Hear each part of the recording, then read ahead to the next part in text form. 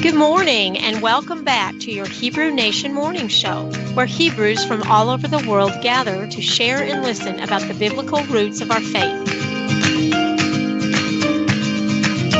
Sit back with your favorite morning brew and join the conversation.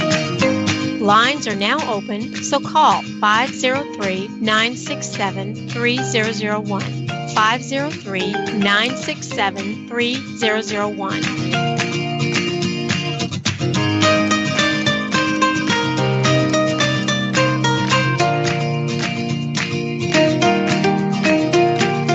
Hebrew Nation, His kingdom, His people, and your radio station.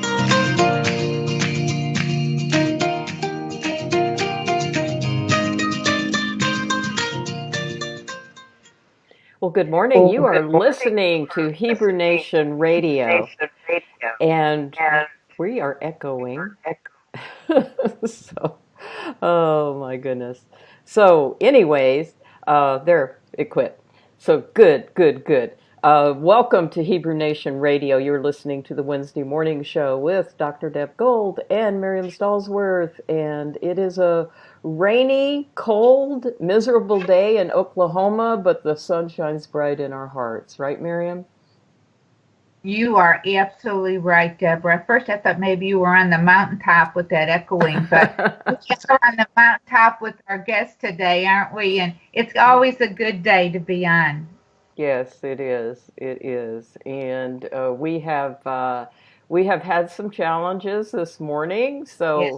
You guys are in for a treat because when we have this many challenges, we know that this show is going to be monumentally awesome. And we have a guest today. Her name is Dr. Dinah, and she is absolutely amazing.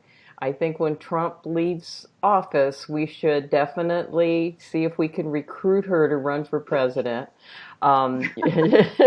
She's not only a conference speaker, but she is also an author herself, and she's also just I hate to use the word a social activist because I think that's what they used to call Obama, but she's out there doing, making her voice and our voices known.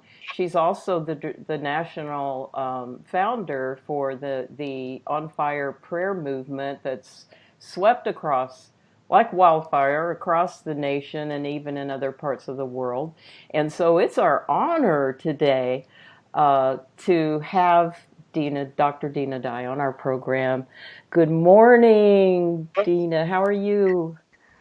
I'm well. Good morning, Deborah. Good morning, Miriam, my favorite co-host right here. And thanks for that kudos. Ain't no way I'm running for president, okay?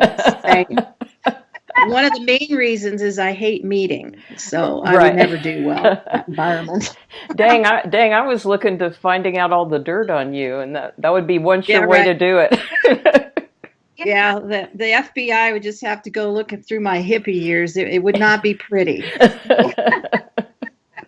Oh, yeah, but you are really, you are on my 10 most admired women's list, and you have just been extraordinary to so many people, and so I can't wait for you to share a little bit. Miriam, she just did a temple conference, which you know as well, and so could we hear about some of that? I heard great things about it. Sure. Yeah, so for our listeners who aren't familiar, we do this, this is an annual temple conference. I think we called it 104. So this is the fourth time we've done it. And of course, each year we take a different track. And we meet down in Orlando, Florida, in a hotel very close to the airport. So it's a pretty easy in and out for everybody. And it is an intensive. Okay, this isn't your lightweight conference. You go in, Friday night, Saturday, and then you head out Sunday. The people that show up for this are dedicated, let's just say. So this is a 4-day intensive. We go from morning till night, starting about 8 in the morning. And the teaching goes, close to 6 o'clock. And we might have something in the evening or, some downtime. And we do that basically Thursday through Sunday. So This year, Ryan White from Faith of Messiah Ministries, and of course, Rico Cortez hosts the entire thing, Wisdom and Torah. And Wisdom and Torah just does a bang-up job on this. They take care of every detail. They make sure we as speakers are well taken care of. Yeah, it was just delightful. And of course, who doesn't love to go to Florida in the dead of winter, right? Yes.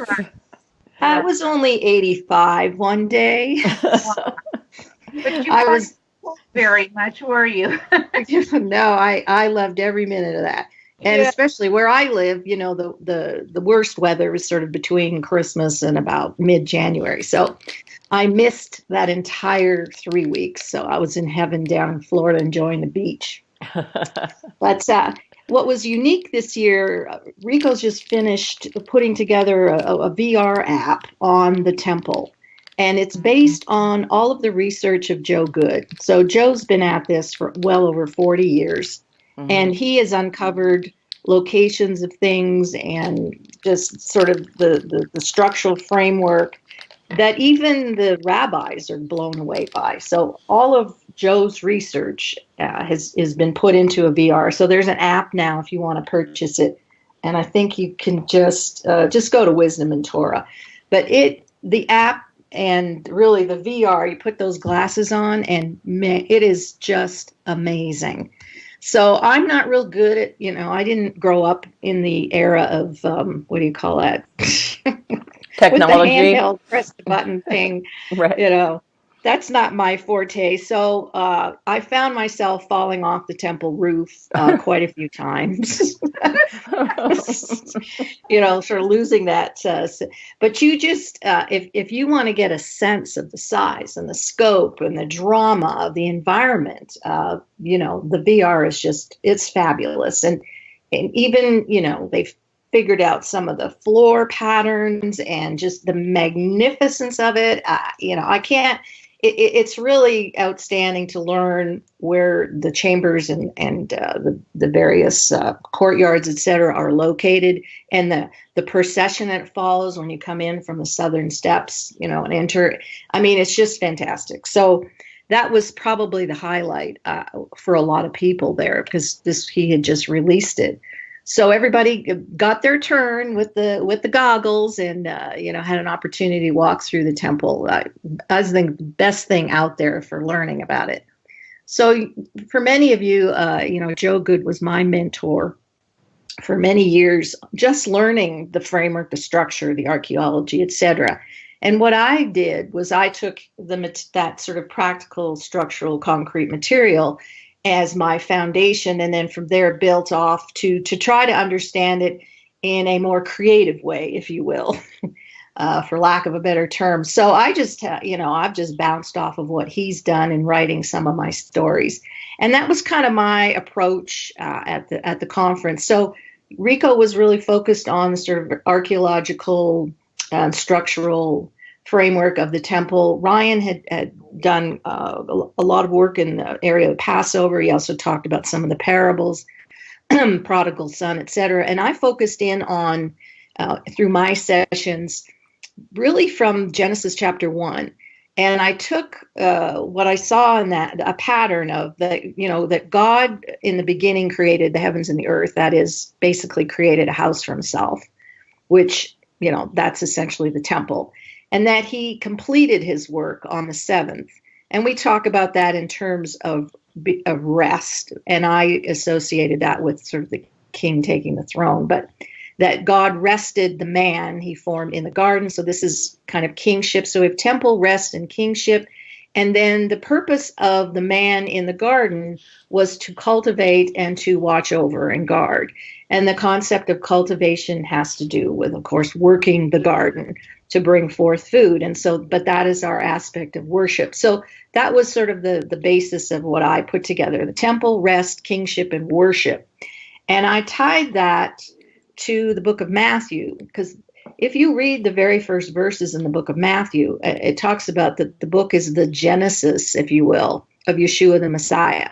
So it takes us right back to the same place in that God created the heavens and the earth. So I looked at that. Yeshua, the Messiah coming forth, is sort of the temple, right? He talked about himself as being a temple, and that he was the Son of Man and the Lord of the Sabbath. So here we have this concept of rest again, that he was the one born King of the Jews. So there's our element of kingship, and that in talking about the wise men that came from the east and who saw the star, they've come to worship. So right there in Matthew 1, we have a parallel with Genesis 1 in this creating the temple, rest, kingship, and worship. So that was sort of what I presented. I'm not going to speak more about what I presented at the conference. So I don't know if you have any comments or anything on that. No, it's really fascinating. I mean, I don't think I've ever heard Matthew 1 compared to Genesis 1 before. So how did you make all those connections? Was it just divine revelation? Was there some type of research you did? Well, I think it hit me when I read the very first verse of Matthew, in which it says the book of the Genesis. And that's the Greek word that's used in there is Genesis. Oh. I'm going, well, that's kind of interesting, right? I mean, bells go off. And I thought, well, that got me thinking. So there's a reason Matthew's the first book, the first of the Gospels. And in that very first chapter, we're laying out how the seed came forth through all of the dynasty, the generations, the seed came forth, which is really the pattern that we have in Genesis. So I started looking for the parallels, and I think that, Genesis and Matthew really go hand in hand. And certainly we can see similar elements in John, but I would say that there's a reason it's the first gospel and the first book of the New Testament. So I just kind of went from there. Wow. Now they that Matthew was written in Hebrew. Yeah, there's this is an area of a lot of debate, and I don't like getting into all the controversial stuff, Right. And it could well have been, and certainly the flavor of Matthew is very Hebraic in its expressions and the things it talks about. There are many that could say that it was written in Greek. So and it could well have been. I sort of go with the Greek, but I can certainly see how much of the Hebraic flavor is in the book, and I'm always sort of looking for that. Yes. Right. Well, I've read too that if any language could have at that time mirrored in meaning and depth the Hebrew language, it was probably Greek. A lot of the words and the meanings. It was the language of the day, but it doesn't take away from what's being said and from the sense of it. And, and that first chapter takes us through these 3 sections of 14 generations. Yes. And that's not an accident, because remember, I mean, that's a total of 42, right? Right. And I would suggest that there's some sort of message being communicated here by the author, taking us to let me just back up for a moment. I've really been encouraging people to read the Gospels in particular, but then the entire New Testament through the eyes of the Exodus, because virtually everywhere, every chapter has got a message of the Exodus. And this is why Yeshua came at the time he did, and he died at Passover and rose from the dead. This is that salvation message of deliverance, of course, from death, but in the Old Testament, the deliverance of Israel from her enemies, Pharaoh and company. And so if you look at Matthew 1, it's interesting to me that you consider they go through the sea, and then they're traveling around, with the portable tabernacle to all the different camps, and the fact that there are 42 camps. I don't think that's an accident. So we don't want to get too weird about it. But again, the Exodus is the key to reading the Gospels and the epistles, really. And so that's one of the things I talked about quite a bit at the conference, is to try to learn to read it in that way. And it's kind of a game changer, really, when you see it that way. I was trying to think of, even when we look like in Matthew 4, when Yeshua was led into the wilderness to be tempted by the devil, that whole pattern there is, filled with language that has to do with the Exodus, because in the ancient world, the devil, serpent, Hasatan, adversary would have been, at that time, back with the Israelites, of course, it would have been Pharaoh. And he was seen as representing the dragon, the devil, the serpent, whatever you want to call it. And we see, him fasting for 40 days and 40 nights and being hungry. I mean, that's kind of a random, and I did a whole teaching on that. So when, this is really Yeshua doing battle with Pharaoh and releasing the children of Israel. This is the pattern we have in Matthew 4. So it's just one small example. So an encouragement to people to start reading it through that filter, because the Exodus is the key, I think. Right. Well, and also, I know you've touched on before the similarities of the miracles between Yeshua and Moses, and how his miracles kind of mirrored what happened in the wilderness. Yeah. I've got, we don't have time to go into all of it, but I have a lot of teaching on it. So one of the things I did to try to understand the concept of the temple and how it formed, because mountains in Scripture are very important, and we just kind of blow by them, and we don't think about it very much. But so in ancient Egypt, the way they saw creation was, you had the waters of chaos, and then out of that would come forth what they call the primal mountain, or the primordial hillock. That's sort of the scholarly expression. Mm-hmm. So mountains, or cosmic mountains, were said to dwell or be situated above these primordial waters. Mm-hmm. And this is the mountain. The idea of the mountain forming was to bring order into the cosmos. And so they chose mountains because, it makes sense in their world as the highest thing that they see, and it was the connecting point between heaven and earth. And so mountains become that connecting. So in the ancient world, they always, the gods, if you will, always built their temples on top of mountains. So now when we see in the Scriptures this language of ascending the mountain, who may ascend the mountain, one with clean hands and a pure heart. It's this idea of ascending into the presence of, for the ancients, their God, but in our economy, the ascending into the presence of God. So mountains become really almost synonymous with temples, because at the top of the mountain was a temple and the place where the God dwelled. This was very common. And so the mountain became that place of creation, if you will, where the source of all life came forth. Now, we obviously don't think like that, but I think this is very important to help us understand what's going on, especially in the New Testament. So mountains are basically sort of an archetypal temple. And if you think about the number of times in the New Testament that Yeshua is going up on a high mountain, this is very significant. We just read it and go, oh, okay. Yeah. And then we argue over what mountain it is. But he is making a statement about when he goes up on a high mountain and sits, which you can find that in a number of places. That is a declaration of kingship, as he is ascending the mountain in the authority of king to the top, to the temple where the throne of God or king is, and he sat. So now we're seeing he's really, think about the Sermon on the Mount, right? Right. And he goes up and he sits with all the folks. And then what does he do? He declares these principles for how his kingdom operates.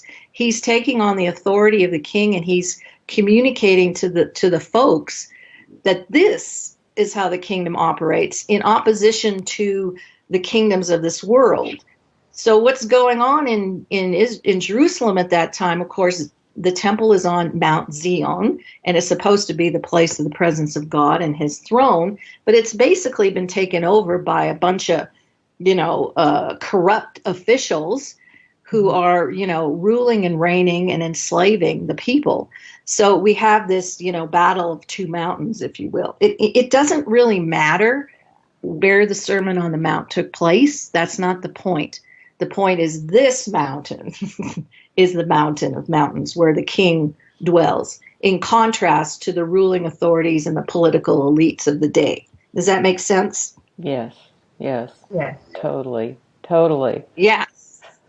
Just start reading the New Testament, and it's going to blow your mind how often that you see him, going up on a high mountain and sitting. And then now you have to say to yourself, okay, what is he communicating now about his kingdom? How is his kingdom different than the kingdoms of this world? And we see, with the Beatitudes, blessed are those who mourn, they'll be comforted, or those who are meek, and they'll inherit the earth. The ones that are pure in heart, they will see God. This is 180 degrees opposite of the kingdoms of the world, who their kings operate out of fear and control, and exercising power over the people. And Yeshua's operates by releasing the people to be free, to be humble and to be kind and, to be righteous, etc. Mm-hmm. That's really a good perspective, because a lot of times, and we always think mountaintop experiences, but also getting away from everybody, that he would go, away to be by himself, to be with God. And when you look at it with the perspective that you were saying, that's a very interesting perspective you're saying, and a way to look at it. Yeah, and it's very important because this mountain language is all through the scriptures, and they're high places, and that makes sense because they're the highest thing on planet Earth. And of course the ancients thought about, you could be, this is to ascend into the presence of their particular God, whoever that happened to be. It was common thinking. We can certainly make application for today. Obviously we're not climbing up mountains, and even the concept of temple has changed for today. Yeshua told us that, destroy this temple in 3 days, I'll raise it up. And he was speaking of his body, the temple. Right. And so now, the body is supposed to function as the place of the presence of God, where those can come and enter in. Of course, we're not doing a great job of it, but right. You could and got that right. I mean, I have a lot of material on this, so I don't want to get, I don't know how much more of that you want to cover, but again, think about the transfiguration, the Mount of Transfiguration. Mm-hmm. And, who's up there? We have Moses and Elijah, and the three want to build Sukkot, for him. And that would be normal. They would want to build, shelters or refuge or a place for his throne. Mm-hmm. And then we see the description of Yeshua looks just exactly like what we see with Moses, who went up on Mount Sinai in the cloud, was transformed, and, his light shining, his raiments looking like white clothes. The pattern of Yeshua in the Transfiguration is exactly the same as what we have with Moses. And what did Moses receive on the mountain? He received the tablets of destiny, if you will. That's what they would call them in the ancient world. And what was the point of that? Well, the tablets of destiny, the Torah, were given by God to Moses. They were the governmental structure. This is how Moses was going to govern his nation. Mm-hmm. And so, the same can be said, with Yeshua. No king could operate without some governing documents. Right. And, you got like Hammurabi's code and various ones. So this is all very sort of governmental kingdom, and I would dare say kind of political, if you know what I mean. Yes, yes. Right. Yes. Well, if you're going to find out how a king operates and how a kingdom, which is dominion of the king, is supposed to operate, the first place you need to go is to the king. So it makes sense, in the Beatitudes and in the parables, you're listening to the king tell you how his government operates. Exactly. And now, although we don't live in that world, we can take those principles and apply them to our lives today, because the king is pouring out his wisdom to us and saying, this is wisdom, and what we need most, I would say today, is wisdom. We're in short supply. We'll be right back. We'll be right back after this. Hold that thought.